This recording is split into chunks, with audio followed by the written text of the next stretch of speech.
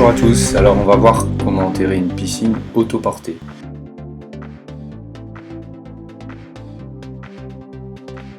Alors voilà, j'ai commencé à creuser moi-même, mission impossible. On s'est rendu compte très vite que c'était trop compliqué, donc on a fait appel à une mini-pelle. Alors les travaux préparatoires, il n'y a pas grand chose, on a posé une bâche pour éviter d'abîmer la pelouse, on a bien tracé le diamètre de la piscine au sol et on l'a élargi un petit peu. Par exemple pour une piscine de 4,88 on est allé à 5,10 m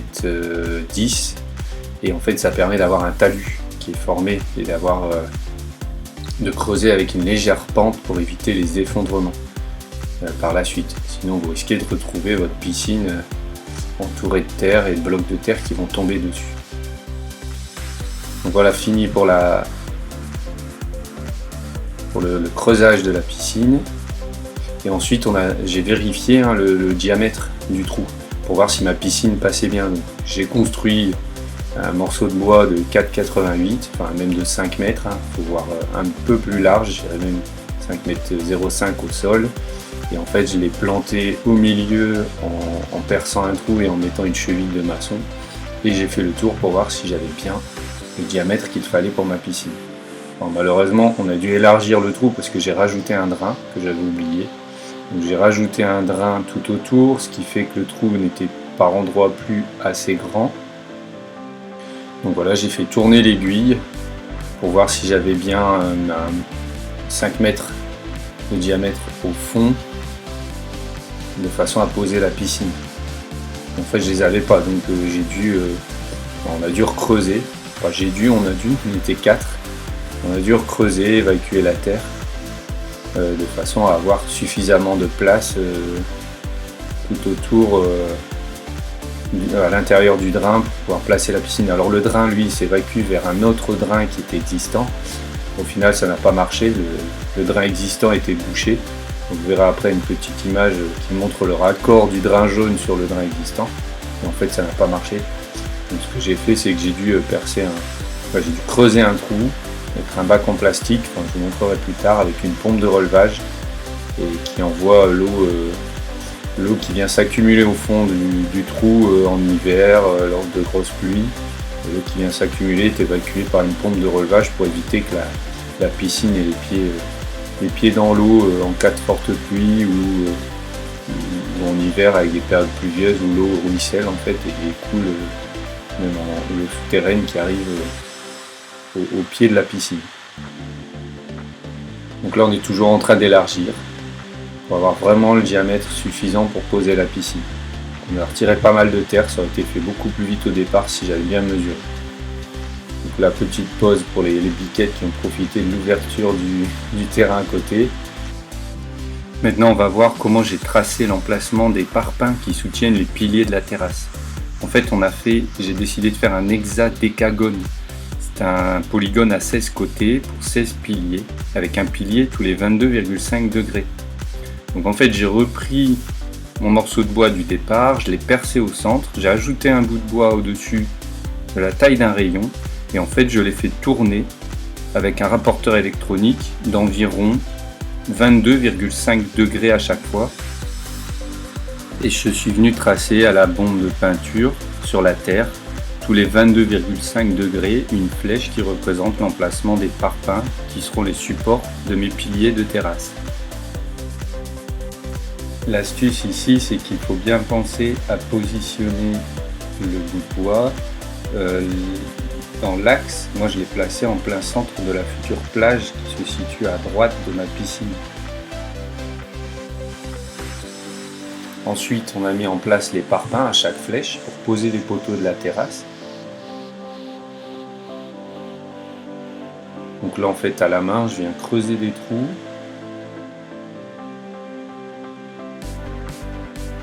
pour pouvoir y placer mes parpaings.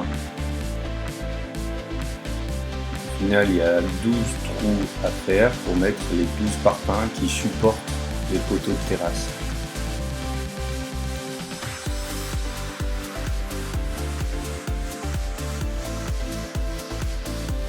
Voilà, donc je décaisse un peu, je pose mes parpaings, ce qui fait qu'à la fin, on se retrouve avec le drain et les parpaings posés au sol, et 12 parpaings posés au sol.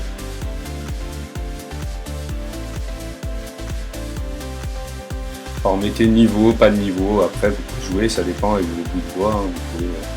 Vous pouvez jouer sur la hauteur des bouts de bois, les recouper, ou vous les mettez tout de suite de niveau et là du coup vous êtes tranquille.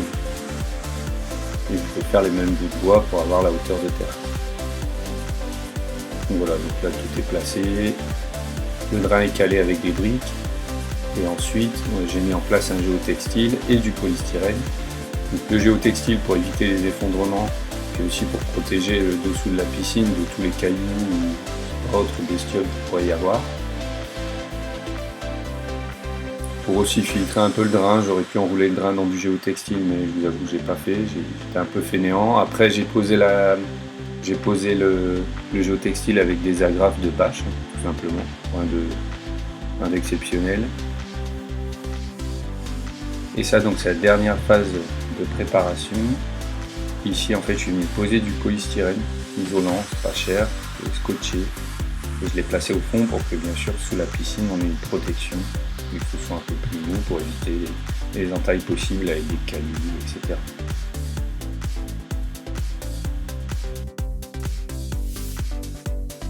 On peut maintenant passer à l'installation de la piscine. N'oubliez pas de liker, de vous abonner et de partager.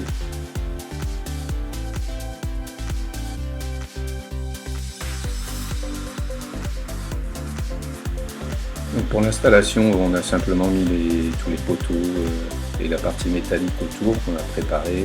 On a étendu la bâche au fond. Alors pensez à bien placer vos évacuations et entrées pour la pompe.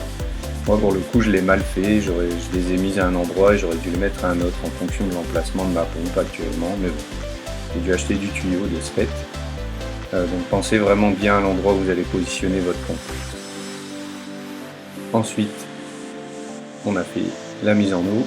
Donc la mise en eau, on laisse couler voilà, un petit moment jusqu'à ce qu'il y ait 15-20 cm d'eau, pas plus. Et quand vous avez suffisamment d'eau, en fait vous vous mettez à l'intérieur et vous commencez à racler le fond pour enlever les plis. Voilà, vous prenez un raclot et je venais appuyer sur les bords au fur et à mesure que l'eau coulait pour essayer de supprimer les plis qui étaient au fond de la piscine, donc pour tendre la bâche de fond. Donc il faut rester un petit moment, attendre un peu, que l'eau monte, retourner de temps en temps, mais ça à faire quand il y a 10-15 cm d'eau, 20 grand maxi, parce qu'après vous n'arriverez plus à bouger la bâche, le poids de l'eau sera trop important sur la bâche et en fait ce sera plus possible de bouger quoi que ce soit. Là je vous conseille c'est de venir mettre le raclot en fait dans le coin hein, pour pouvoir pousser et tirer la bâche. Voilà, comme je le fais là, je mets bien dans les coins. Et puis après il n'y a plus qu'à attendre que l'eau monte.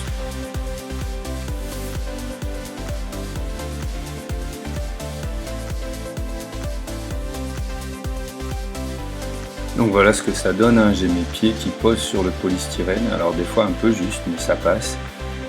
On voit l'emplacement des parpaings recouverts par la bâche.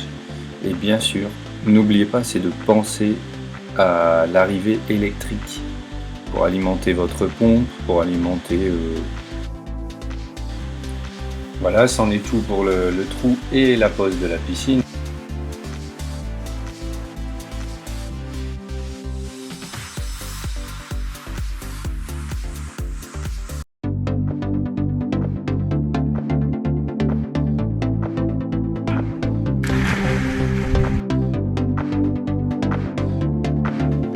Ici on est sur la deuxième partie, construction de la plage en bois.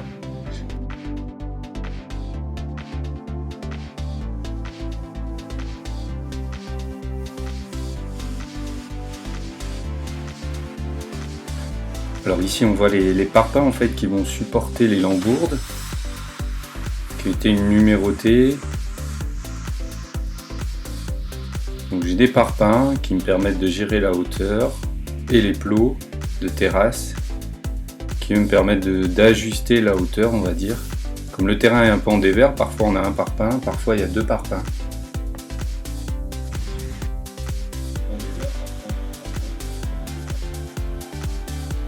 Alors maintenant on a les piquets qui vont soutenir l'ossature de terrasse en fait, les poteaux, donc qui sont numérotés et ils ont été coupés en biais en fait, de façon à pouvoir fixer les planches de coffrage et solidariser l'ensemble des piquets, comme ceci.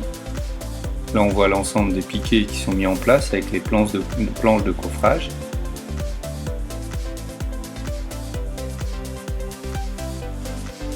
Donc on a bien 16 piquets, 16 planches. L'objectif c'est de faire le tour de la piscine, voilà, comme ceci.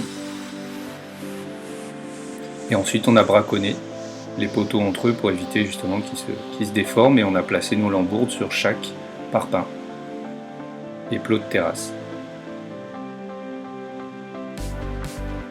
Donc on a ici en fait l'ossature de la terrasse qui va nous permettre après de venir visser nos planches de terrasse.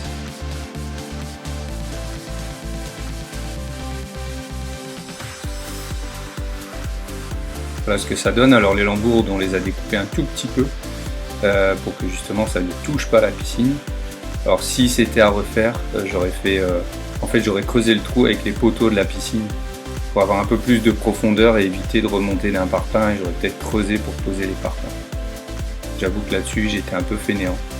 Et bon, j'ai pas voulu creuser, mais au final ça fait une petite marche autour de la piscine, on aurait pu la faire au ras du sol.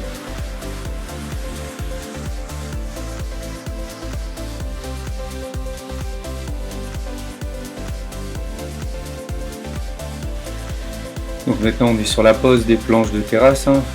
Donc la phase finale on va dire. Donc on est venu fixer les planches entières, et puis après on a aligné notre règle sur les lambourdes, et on est venu scier à la scie circulaire, de façon à avoir une coupe bien droite. Voilà. Et on a procédé comme ça en tournant, pour faire l'ensemble de la terrasse autour de la piscine.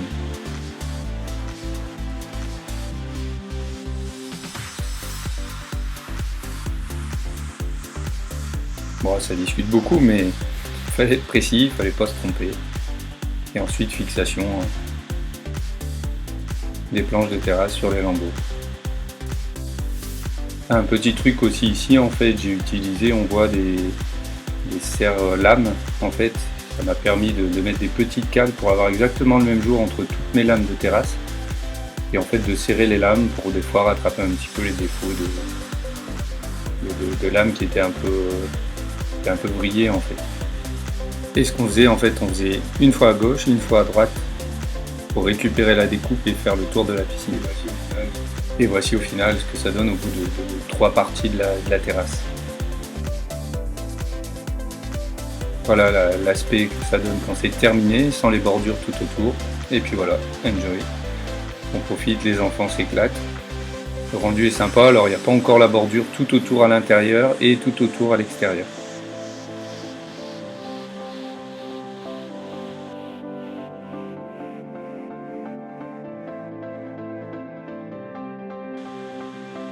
Ici on peut voir le rendu avec l'intérieur qui a été fini, et là l'extérieur qui est fini.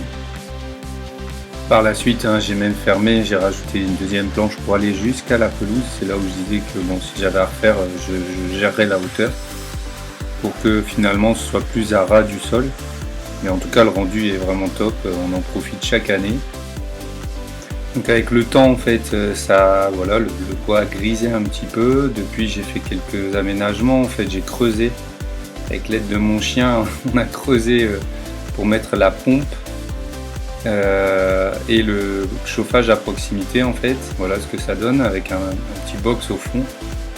Alors depuis j'ai réduit le box pour ne plus le voir dépasser de la piscine. On a ajouté un chauffage qui marche très bien, l'eau est à 27 degrés. En fait j'ai mis un couvercle aussi pour que ça fasse moins de bruit au niveau de la pompe. Un couvercle avec des charnières, et dedans j'ai ma pompe et mon filtre à sable. Et ça fait quelque chose de plus discret que ce qu'il y avait précédemment. Et voici un peu là aujourd'hui ce que ça donne après maintenant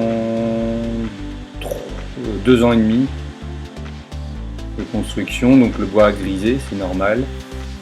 Et puis ensuite j'ai rajouté cette petite partie de terrasse, une petite plage en bois où on met les transats et où on met aussi le parasol. Voilà mon projet et je ne pouvais pas terminer sans dire un grand merci à mon papa qui m'a donné un coup de main exceptionnel pour la construction de la piscine. Sans lui, le projet n'aurait certainement pas abouti, n'aurait jamais abouti. Encore merci papa. C'était top, on a passé de bons moments, le projet est réussi, on a une belle piscine. Pensez à vous abonner, à liker, à partager et à laisser des commentaires qui me feront progresser ou si vous avez des questions sur le projet qu'on a réalisé. Merci.